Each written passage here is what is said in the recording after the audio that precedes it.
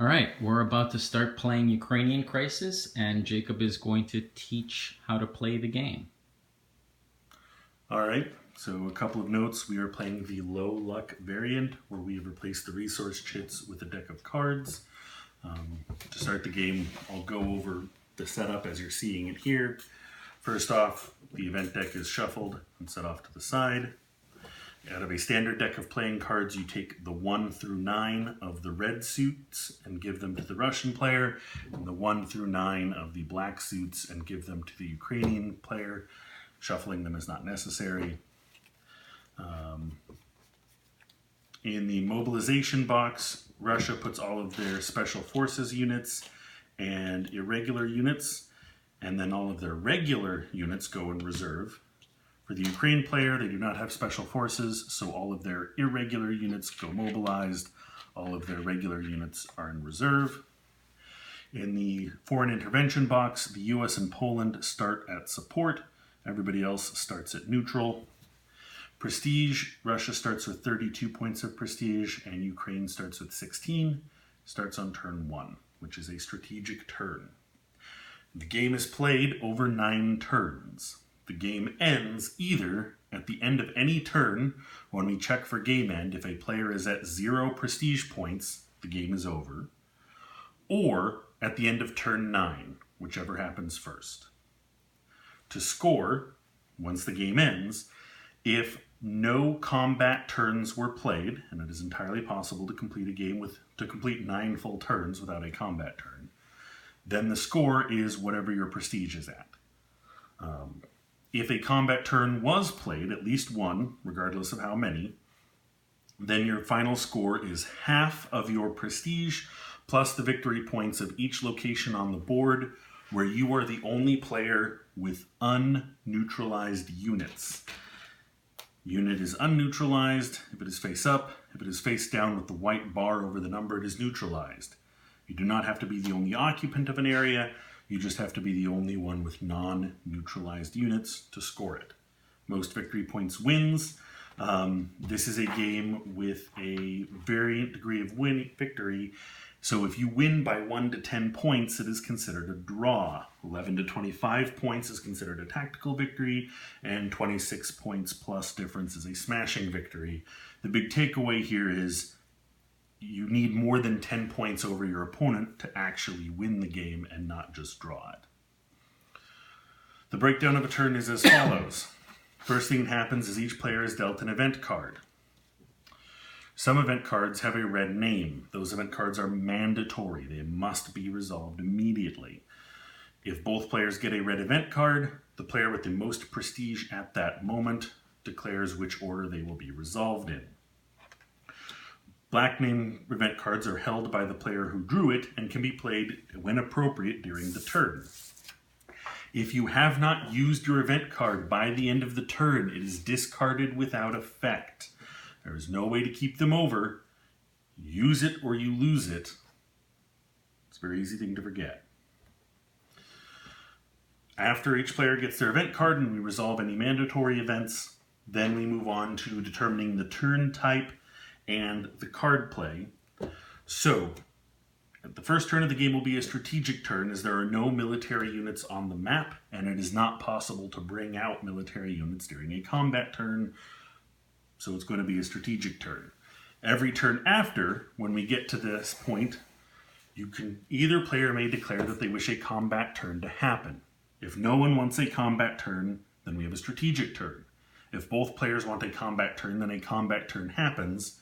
If one player wants a combat turn and one player wants a strategic turn, we're going to resolve a ceasefire. I'm going to come back to that in a minute when I go over combat turns, but if the players can't agree, there's a way to resolve that through the normal card play. So, there are 3 different phases that happen during a turn: a military phase, a diplomatic phase, and an information phase. Whoever has the most prestige gets to choose the order that those phases are resolved in. The only exception to this is when resolving a ceasefire, that is the diplomatic phase. That will always be the first phase resolved if the players can't decide on which type of turn. How the card play works: each player looks at their hand of cards and chooses 3 cards to play. The cards in general are divided into 3 groups. The numbers 1, 2, and 3 are your minor cards. The cards 4, 5, and 6 are your moderate cards. And the cards 7, 8, and 9 are your major cards, or your maximum cards. And how they affect the phase they're assigned to varies based on the phase and what you're doing. I just wanted to draw the distinction 1, 2, 3, 4, 5, 6, 7, 8, 9. So I look through my cards and choose 3 of them that I want to play this turn. So I may want to assign, and it's from left to right, military, diplomatic, and information. So I may want to assign 3 to my military this turn. I may want to assign a 5 to my diplomatic this turn. And I may want to assign a 7 to my information this turn. I know what these are, but my opponent does not get to know until they have chosen 3 cards of their own to play.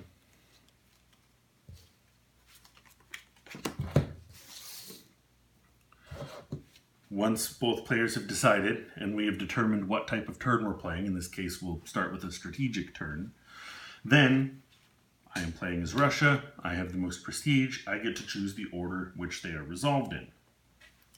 So, let's say I want to do the diplomatic phase first. Diplomacy is the middle card. Each player would reveal their middle card. So I have a moderate 5, and here is a maximum 8. So, since we started with this one, I will explain how to resolve this phase. What we are doing here is attempting to manipulate foreign intervention of the various countries. In general, the Russian player wants the countries to end neutral. The Ukrainian player wants the countries to end in the intervention box. Because I played a moderate card, so this is where the type of card matters. If you play a minor card, you get to make 1 attempt to influence foreign countries. If you played a moderate card, you get to make 2 attempts. If you played a maximum card, you get to make 3 attempts. The number of points that you have to spend on these attempts is the physical number on the card. So in this case, I can make 2 attempts, spending a total of 5 points across those 2 attempts. So how it works is these are very tiny little arrows on the box here. So since I'm moving chits this way, I'm looking at the red arrows pointing in that direction. The Ukrainian player would look at the blue arrows pointing in that direction. As the player with the most prestige, I would choose who wants to resolve first. I'm going to declare that I would like to resolve my turn first with the diplomacy turn. So I'm going to attempt to move these to the left. So, on any given attempt, a chit can only be moved 1 space. If Poland was in the intervention box, I would only be able to, on 1 attempt, move it to support, regardless of how much I spent and how well I performed. But, since I'm allowed 2 attempts, I could save some of my points and make a 2nd attempt to move it a 2nd box on a later attempt. But each attempt only represents 1 box of movement. How you resolve this is as follows. The arrow gives you the minimum cost. So, for me, moving from support to neutral has a minimum cost of 1 point. To move up from neutral to support, the minimum cost is 2 points plus the number on the chit. So, to move Great Britain from neutral to support would cost 2 plus its 2 value of 4. So I have 5. I want to move the US since they are a strong chit down to neutral, so I have to pay 1. I then get to I may add to that number any additional number of points. I have 5 points to spend. I've spent 1 of them for the minimum cost. I'm going to spend the remaining 4 points I have, so I've spent a total of 5 on the action. Why this matters. After declaring what you are doing and how many points you're spending, you roll 1 die per number on the chit. So the US chit has a 3. I'm going to roll 3 dice. In order to move the chit, the total of the 3 dice added together must be less than... I'm checking to see if it's equal to or if it's just less than... The roll number of d6 equal to the country's rank. If the total is less than or equal to the total amount that I spent, so I'm going to roll 3 dice. I spent 5 points total. 1 mandatory plus 4 voluntary. If the total of the 3 dice is 5 or less, I get to move it. If the total is greater than 5, the chit doesn't move. So when moving a larger value chit where you're rolling more dice, you're naturally going to have to spend more to increase your chances of success. So in this case, I roll this and I get a 16, which is obviously unsuccessful. And I've spent all of my points on the 1 attempt, which means it's not possible for me to do another attempt. Poland, with its only 1, if instead of attempting to move the US, I had attempted to move the Poland chit, it's value of 1, so I must spend 1. I'm going to spend the remaining 4, so I've spent 5. I rolled less than or equal to 5. It moves down. I could, instead of spending 5, spend 2 points on it. Did not get it. Spend my remaining 3 points on it. I got it and it moves down. And that's kind of what you have to do if you want to adjust multiple chits in one turn. And that's essentially it. There's a larger mandatory expenditure to move them up, but you always count all points spent against the total that you have to roll equal to or less than to move the chit. That's the diplomacy phase during a strategic turn. Let's go to a military phase. This military phase, I played a minor 3, Ukraine played a moderate 4. Once again, since I have the most prestige as the Russian player, I can determine who goes first. I'm going to decide that I want to go first. The military phase allows you to mobilize and deploy units onto the board. This is the only way you can put units onto the board. So with a 3 card, this represents 3 points. A 4 card represents 4 points. It's literally just the value of the card is the number of points you're going to spend on the action. 1 point allows you to move any one regular chit from the reserve box to the mobilized box. Any 1 point allows you to put a chit from the mobilized box onto the board. You are allowed to move a chit from the reserve to mobilized and then onto the board by spending 2 points in the same turn. The only thing that matters here, beyond just you have a number of points you spend them putting stuff out, is where you can deploy units, because there are a bunch of restrictions in regards to this. So for the Ukraine player, they may deploy their units within any area of their home country. So that is both the yellow region and the orange, yellow, I don't know, the point value region on the board. That's not Russia. The Russian player the Ukraine player can deploy any of their units in their home country. The Russian player can deploy any of their units in their home country, which is Russia 1, Russia 2, Russia 3. Those are not victory point values. It's just naming 3 large swaths of land. Every regular unit, that is one that has a military value and this box in the middle, which the regular unit can be armored or airborne. Basically, it's not irregular and it's not special forces is what I'm getting at. You lose 1 prestige point. The more you mobilize regular army units, the more prestige you lose with the international community. And prestige is abstracting a lot of different factors. But basically, you lose either a victory point or half a victory point, depending on final scoring, for every regular military unit you put on the board. Any region can hold any number of units. There is no stacking limit. Irregular units, that's the chits with the little guys. They can be deployed, so Ukraine can deploy them in any area within the Ukraine. The Russian player may deploy them in any of the orange areas of Ukraine. The orange areas are those that have large ethnic Russian populations. And so that's why the Russian player can get support there from irregulars. But it's any orange area within Ukraine that also has a special forces unit. Once there's a special forces unit there, the Russian player can then start deploying irregular units. Irregular units do not lose you victory points, do not lose you prestige. Finally, there's special forces. The Russian player is the only one that has them. Special forces may be deployed to any area of the map, including Belarus or Moldova, regardless of whether event cards have been played, adding or restricting deployment there. Your special forces units can go wherever you want them to go. Their primary job at the start of the game is to go in orange areas to allow you to deploy your regulars there so you can create a board presence. Special forces units are special. Besides allowing deployment of irregulars, they have no combat value number at the bottom, and they do not count when determining who controls the area for scoring or any other purpose. Their sole job is to mark the area for irregular deployment, essentially. So that is deploying units. That is the whole military phase. One person goes first and spends all their points. The other person goes second and spends all their points. Finally, we have the information phase. So here we've got a 7, maximum 7, and a minor 3. You have 3 choices of things to do during the information. This is the most varied phase of a turn, of a strategic turn.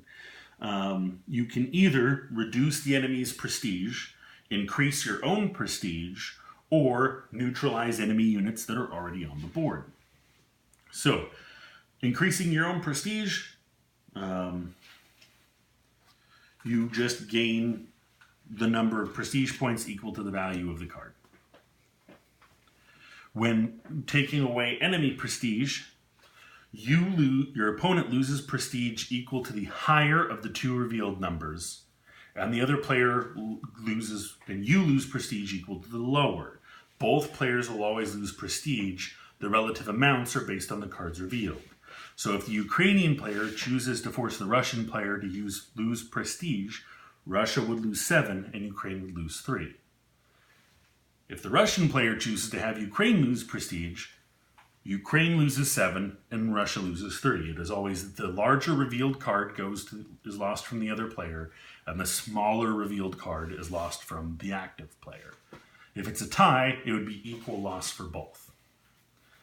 So you can either go up by your card, make the opponent go down by the larger of the 2 revealed cards, and you go down by the smaller of the 2 revealed cards. The final option is neutralizing enemy units. You can neutralize 1, 2, or 3 units. 1 unit if you revealed a minor card, 2 units if you revealed a moderate card, or 3 units if you revealed a maximum card. Note you are only doing one of these 3 options: gain, lose, or neutralize. To neutralize a unit, you're going to roll 1d6, and essentially you just need to roll less than the number on the card. So basically, if you play a maximum card, basically a 6 or higher, you're guaranteed to succeed. Playing minor cards means you have, not only do you get fewer attempts, but you're going to neutralize fewer units. So playing a 6 or higher means you get 6. Being a moderate card means you get to automatically neutralize 2.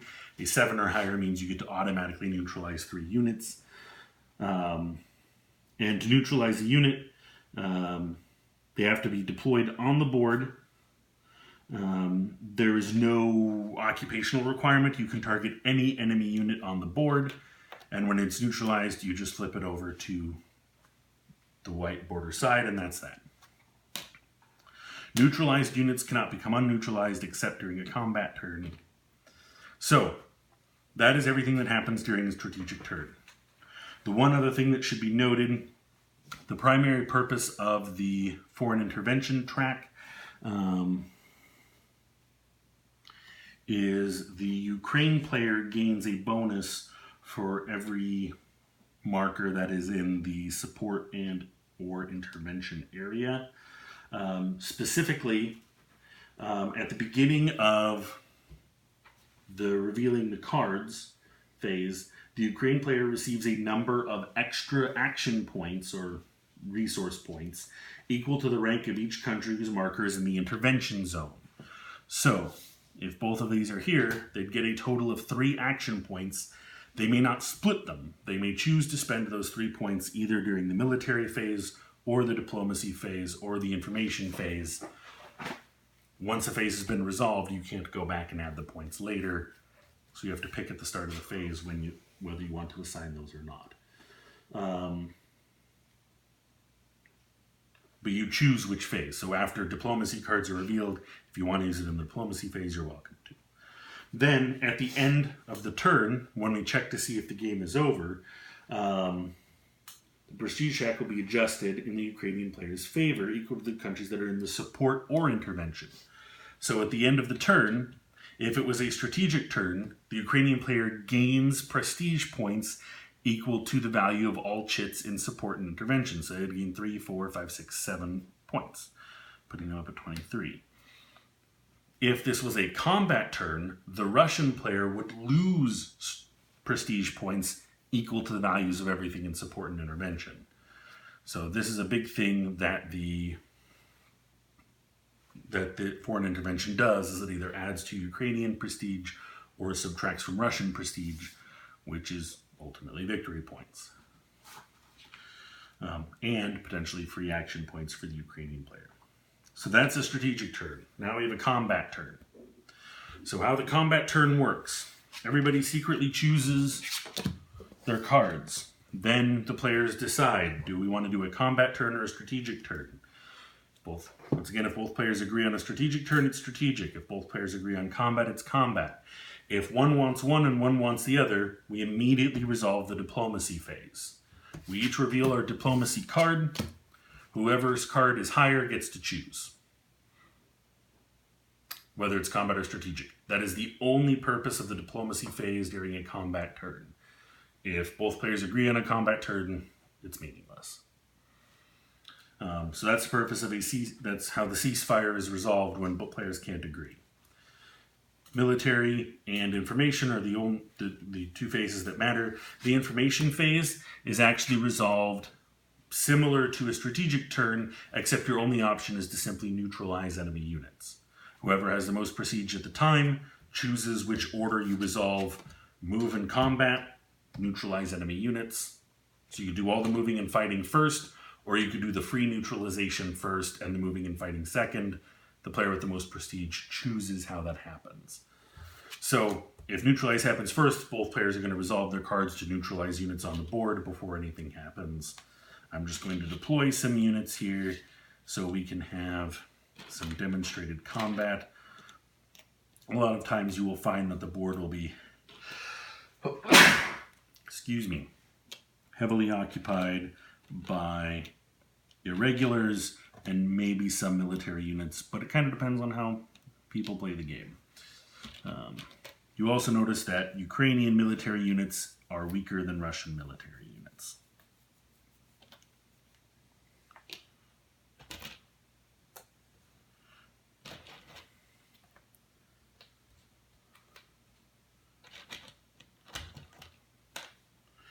Sorry, let me set this up. Is that 3? Yes. So,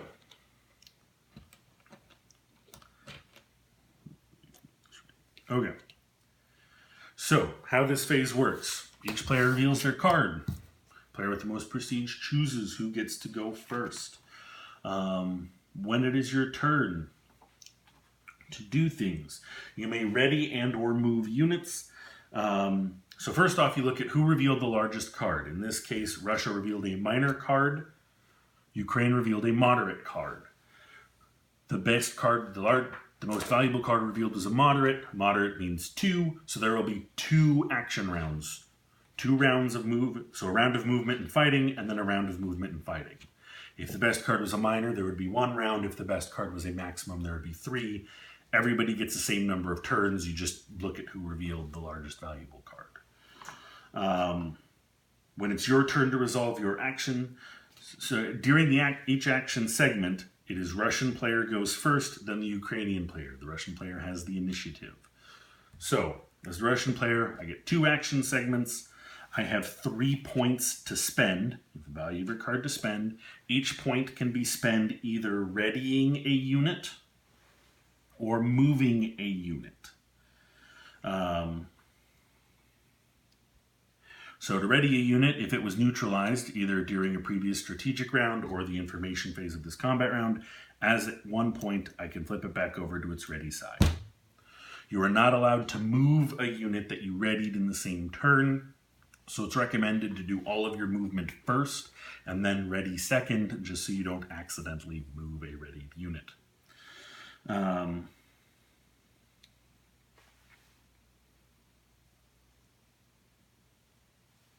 So movement. Units can move from one area to an adjacent area. Irregulars are not allowed to move. Once they are deployed on the board, they stay there forever or until killed. Regular units can move. Ukrainian units are not allowed to move into other countries. They can only move within the borders of the Ukraine. Russian units may be able to deploy regular units in or move through Belarus or Moldova, depending on event card play. Russian Special Forces units may move into or through any area or country at any time. Special Forces guys are sneaky. Russian units may never enter Romania. It's off limits to Russia. Off limits to everybody, really. It's just there on the map because it's there on the map. Airborne unit. So if you have a parachute or Special Forces, parachute being the dudes with the little, look like little birds, really. A parachute unit may move from an area in its own country that contains an airfield. That's these little alpha, or not alpha, A symbols is what that looks like to me, but this is an airfield. It may move from an airfield to any legal spot on the board. So essentially, airborne units and Special Forces units can teleport via airborne movement. Amphibious movement, any regular unit that begins a turn on its home port, that's where the anchor is, can move to any legal coastal region along the Black Sea that it can get to. So those are the two special kinds of movement, airborne and amphibious. But each unit is only moving from one area to one area in a given action segment. You're not allowed to move the same unit multiple times. So when a player has completed all of their movement and recovery, they may initiate combat in areas where both friendly and enemy units are present.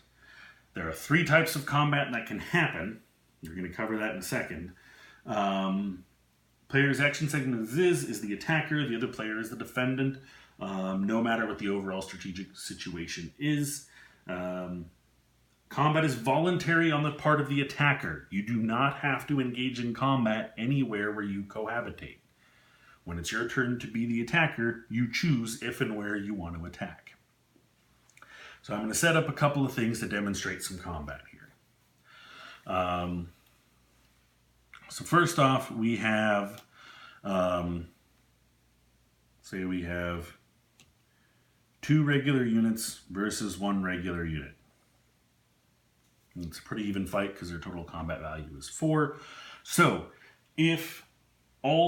as the attacker, Ukraine has the choice of how many of its units in the region are going to attack and how many of the defending units it will attack. Let's make this a little bit more interesting. So, Ukraine could use one of its units to attack one irregular unit. It could use both of its units to attack one irregular unit. It could use one or both of its units to attack the regular unit. It could use both of its units to attack both enemy units. The attacker chooses which chits are involved on both sides of the fight. After we determine which chits are attacking and which chits are defending, we then determine the type of combat. So first we need to look at the 2 groups. If a group is comprised of, is it more than half or half? Sorry, I'm having to reference the rules. If half or more of the units in a group are regular, the whole group is considered regular. So if it was 2 on 2, even though it's 1 irregular and 1 regular, this Russian group would be considered a regular group. If more than half of the units are irregular, then it is considered an irregular group. Why this matters? The type of combat is dictated how the groups match up. If the groups are the same type, if they're both regular, or if they're both irregular, then you are either going to have symbolic combat or kinetic combat. Attacker's choice.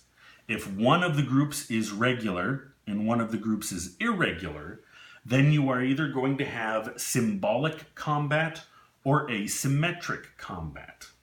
Those are the three types: symbolic, kinetic, or asymmetric. They are each resolved slightly differently. So symbolic combat is the easiest.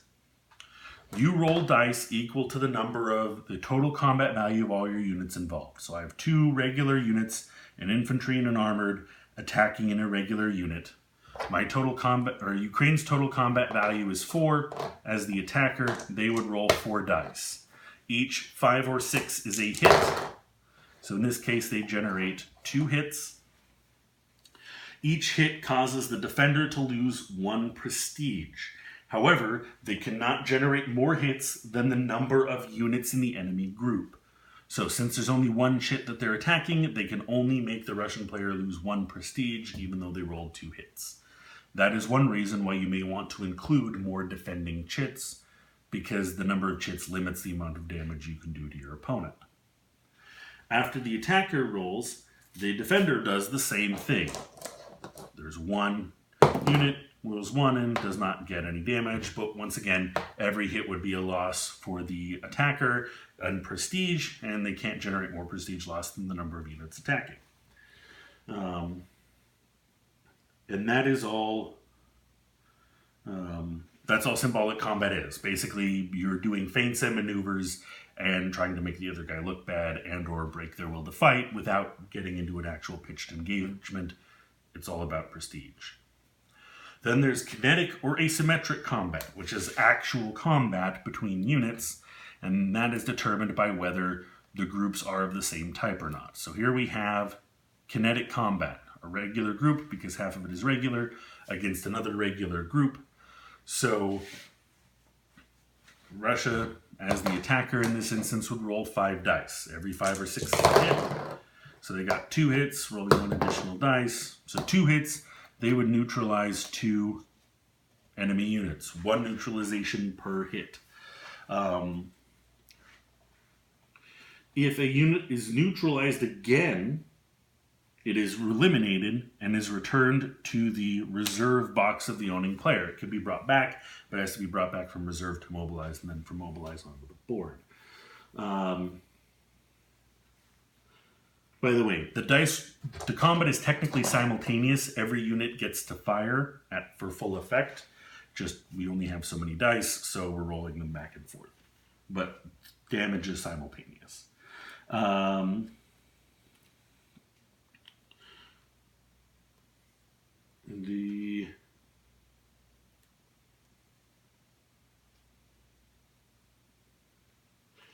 What I'm checking right now is to see who assigns the hits. The person causing the damage chooses which chits. So I was assigning 2 hits to the Ukrainian player here. I could either neutralize both units or neutralize 1 unit and then eliminate it. Could go either way. Eliminating removes 1 piece from the board. However, they still have an unneutralized piece which contests the victory point.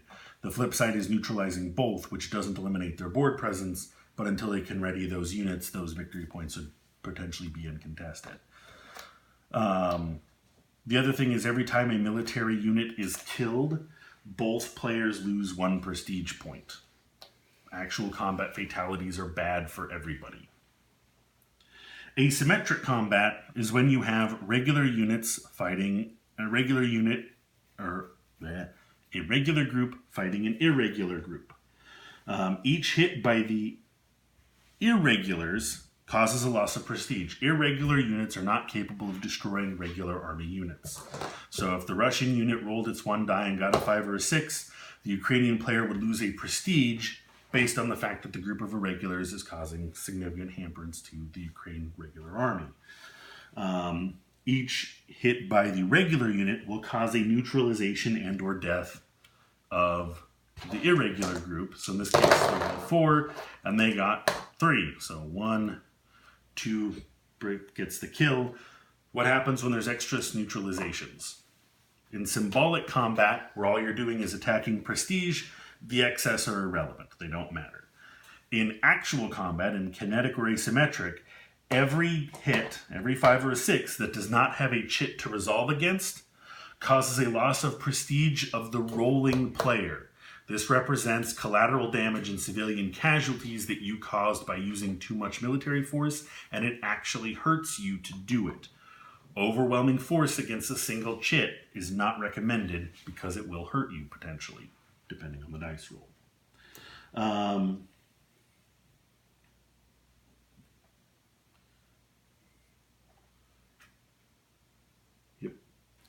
It should be noted that it doesn't matter which chit died, whether regular or irregular. Every chit that's removed as a death causes a loss of 1 prestige for each player, which can absolutely be something that you want to have happen. After you resolve 2 rounds of moving and fighting in our demonstration here, plus the just free neutralizations, you then go on to the end of turn. End of turn, you check to see if anybody is at 0 prestige or if you're at the end of turn 9. If not, we adjust the prestige track based on the countries, and then we move on to the next turn. Both players draw an event card. We choose which cards we want to play. With the card variant, you are going to run out of cards after 6 turns. You're going to play 3 cards a turn. You have 18 cards, 1 through 9 of 2 suits. After 6 turns, you're going to run out.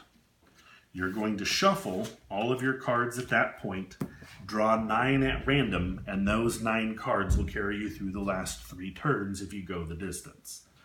And so that is how you play this variant. One thing I should note, the Kiev city, if you notice it is orange, it does count as ethnic Russian and ethnic Ukrainian for the purposes of deploying units.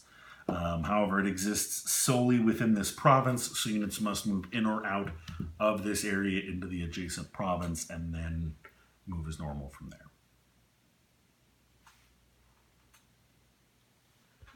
The 2 things I forgot in regards to specifically deploying units during a strategic turn. Regular army units cannot be deployed in areas containing enemy units. They can only be deployed in empty areas or areas containing friendly units. The other thing is, during the deploy the military segment of a strategic turn, players may voluntarily take units off of the board and put them back into the mobilized box. It does not cost anything to do that, but you do not recover any of the prestige and or action points you spent putting them on the board. But it is a way of recovering units so that you can redeploy it.